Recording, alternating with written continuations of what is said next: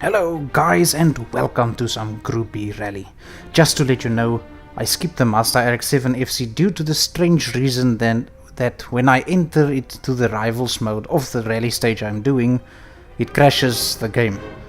So, I will upload it when it's fixed. I don't know when it will be, but the FC will run the stage because that thing is just utterly insane how it turned out.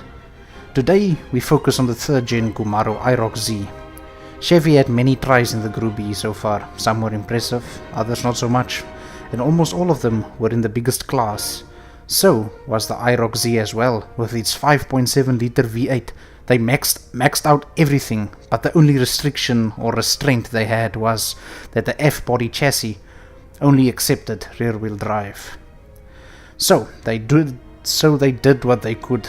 They enlarged the engine to 6.2 liters and twin turbocharged it to create 439 kilowatt or 588 horsepower and 949 newton meters of torque, almost nudging at 1,000. The car came close to the minimum weight restriction of 1,300 kilograms. The IROC Z weighed in at 1,383 kilograms. Tires are lacking again, with 275s at the front and 345s at the rear, not close to the combined max of 710 millimeters. I believe they made a crazy wheel spin machine yet again. And onto the first run of the IROC Z. Oh, what can I say? I wasn't quite prepared. I played Assetto Corsa before this. So I had to get used to the handling again, but I kept to my restriction, only 3 runs. The car's handling is on the strange side. Okay, it's not actually strange, it's how can you say, it's logical.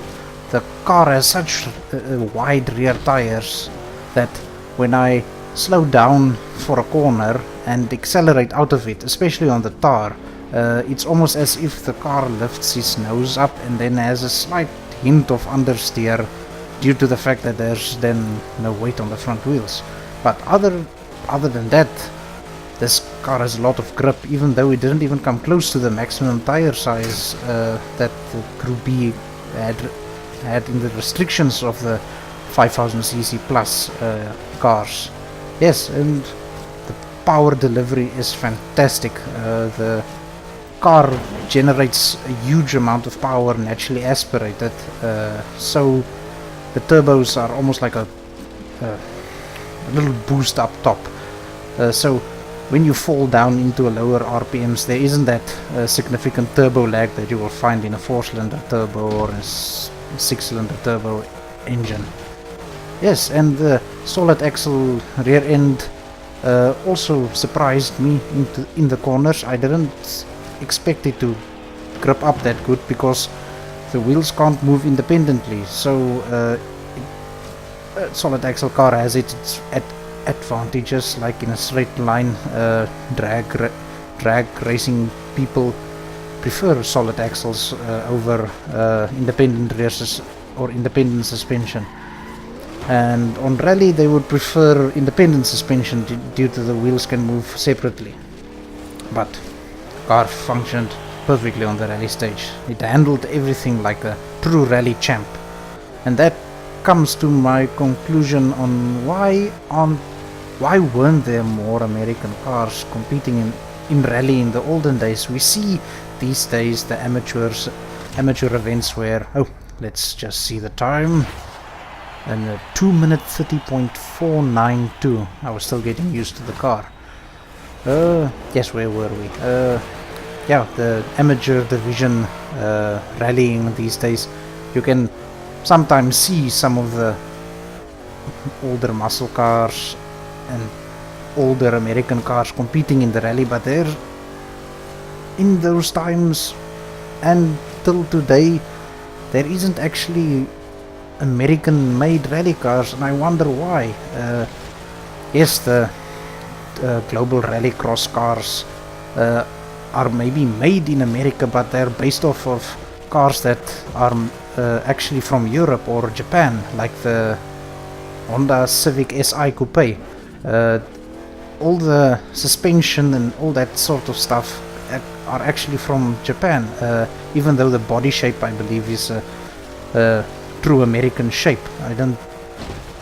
Or is the new Civic the same now in America than in all other countries? I don't know.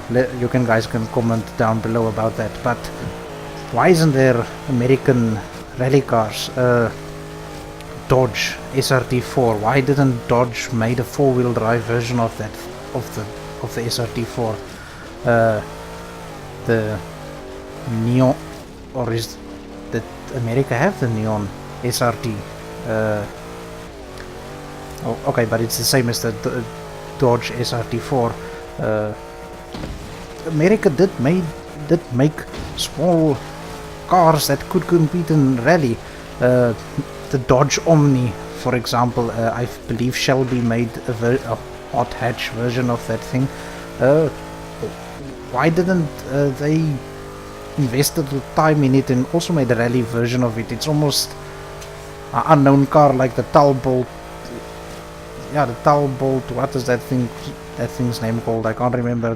But it was also a hatch that was rear-wheel drive that competed in the rally. America just didn't compete in rally.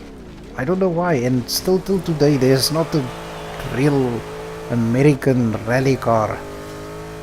If you guys know of one, please comment down below if you know of one, so that I can also know about it and maybe copy one or so on Forza. And across the line in 2 minute 30.092.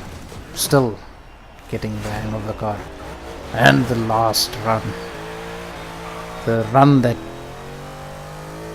makes or breaks this car. I pushed it to the limit. I used every inch of the track. I believe there was some parts that I even thought I missed a checkpoint. It seemed that I almost didn't even touch the checkpoint, so far in or out of the checkpoint zone. I was like almost like there. I almost thought I didn't clip it there as well. Yes, but this car accelerates pretty good, up to 260 kilometers per hour. Oh yeah, and I also want to ask you guys, what do you guys prefer to see, miles per hour or kilometers per hour? I'm used to the metric system, but I don't know my fan base. Are you guys all Imperial lovers? Or do you also support the metric system?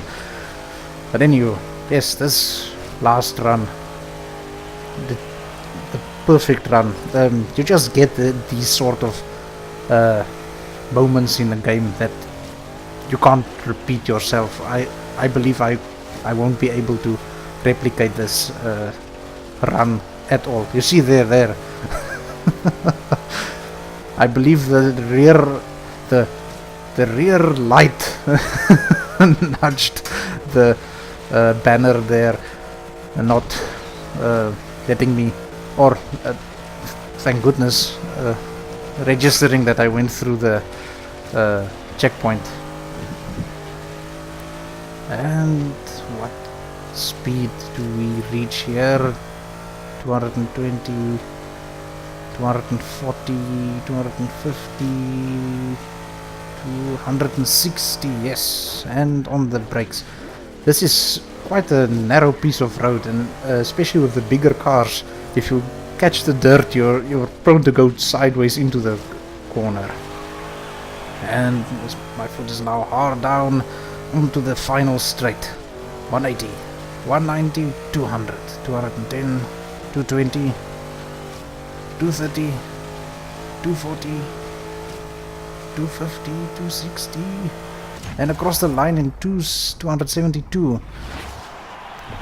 And I did it in a 2 minute 26.354. So the Camaro IROC Z is up to 4th position, the highest ranking rear wheel drive car. Can you believe it?